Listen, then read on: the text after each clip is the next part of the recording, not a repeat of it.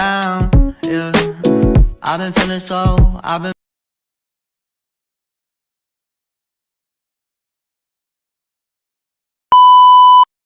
Punya ompong menggerang rantau tugal mandang nyusah. Kuyo gundul pesan aku sering ngampek kendul. Gendruwo tela-telo tampak lo yo. Selangkau jalannya miring-miring itu yo. Belum selesai menaku nongci.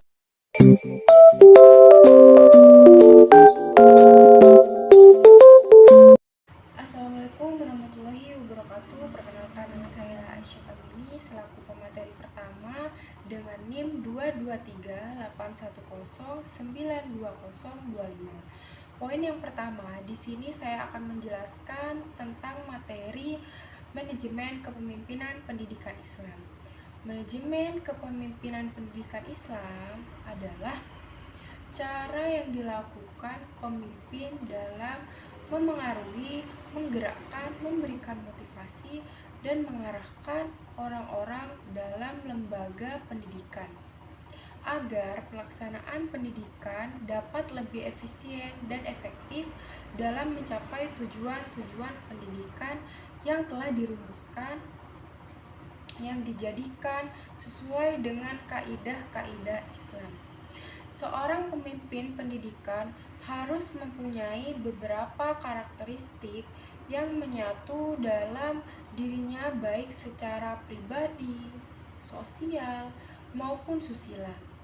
Dengan demikian, karakteristik tersebut dapat memberi dampak terhadap sikap dan setiap kebijakan yang akan diambilnya, yang bermakna positif tentunya.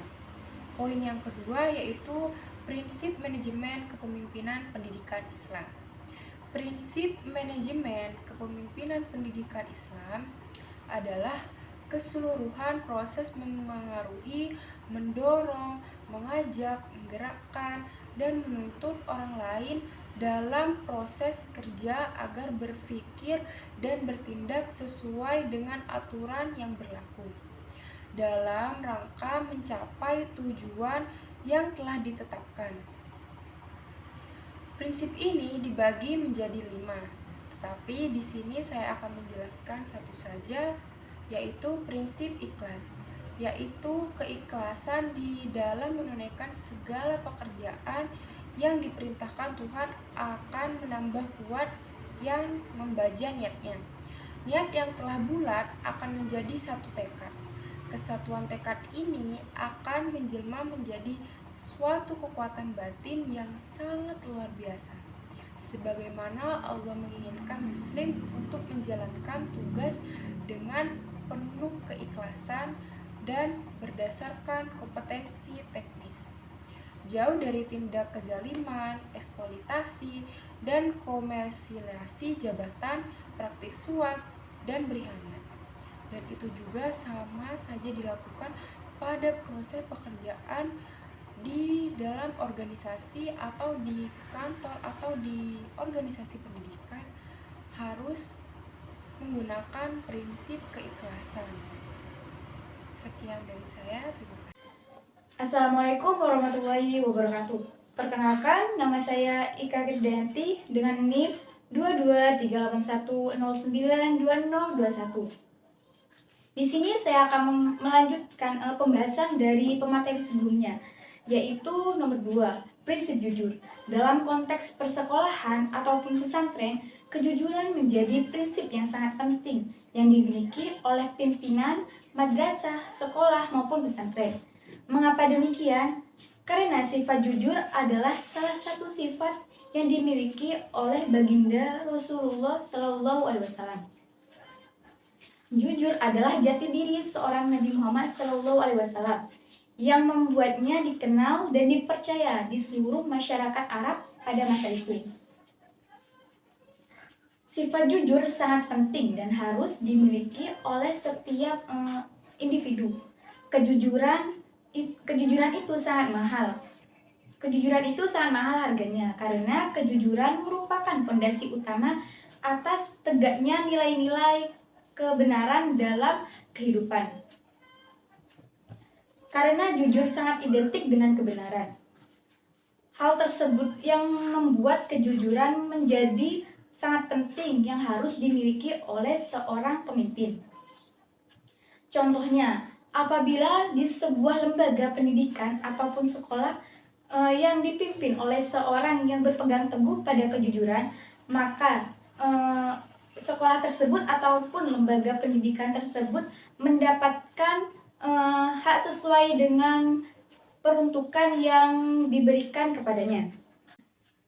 Yang ketiga yaitu prinsip adil. Adil juga merupakan salah satu prinsip dasar yang tidak kalah penting dalam manajemen pendidikan Islam.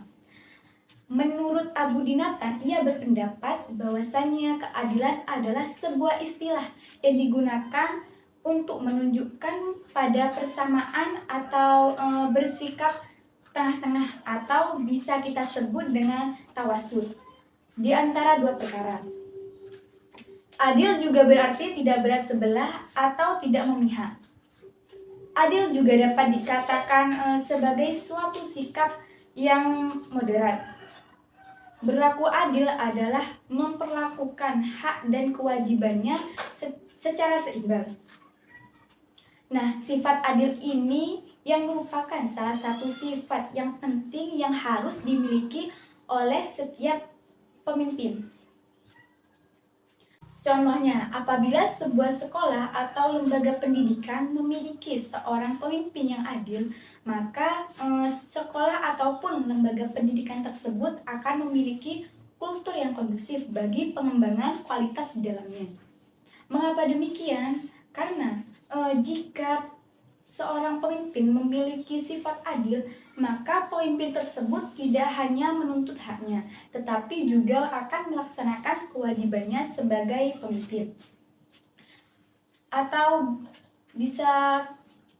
dengan kata lain, pemimpin tersebut melaksanakan hak dan kewajibannya secara seimbang dan tidak membeda-bedakan antara satu orang dengan satu orang lainnya.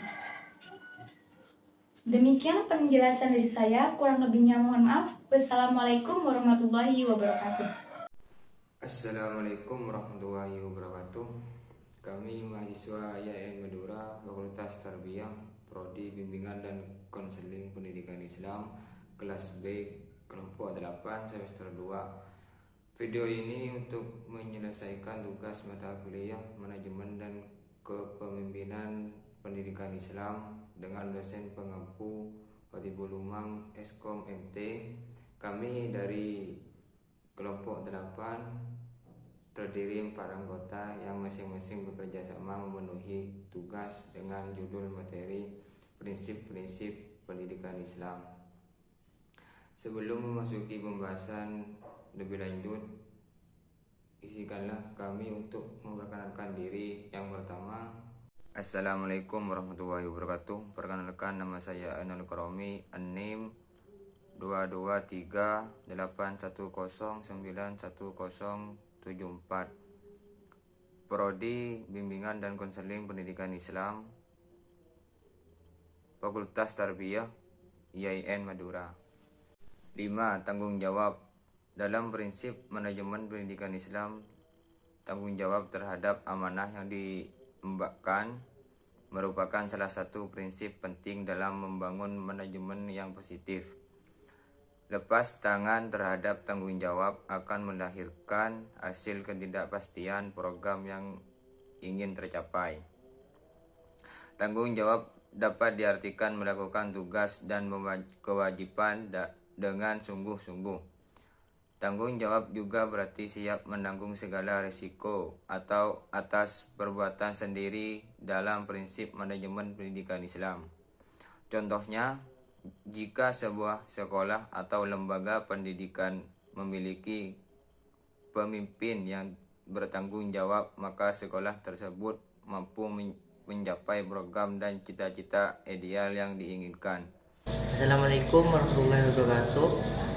Perkenalkan, nama saya Imam Wahyudi Fernanda, NIM 22381091095 dari kelompok 8 Prodi Bimbingan, Konseling dan Pendidikan Islam, Fakultas Tarbiyah, IAIN Madura. Di sini saya berperan untuk menjelaskan amanah. Amanah dalam ajaran Islam, jabatan merupakan sebuah amanah yang harus dipertanggungjawabkan.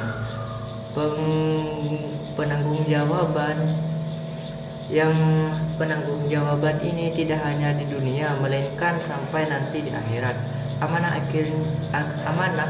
artinya kepercayaan, maka seorang yang diberi amanah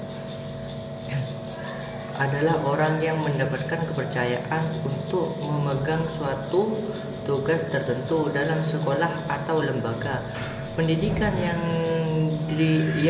dihuni oleh orang-orang yang amanah dengan sendirinya akan mendapatkan sebuah kultur kehidupan di mana sebuah orang berpegang dan bekerja sesuai dengan tugas dan wewenangnya, dan tentu hal ini akan berdampak signifikan terhadap kualitas seorang atau lembaga pendidikan.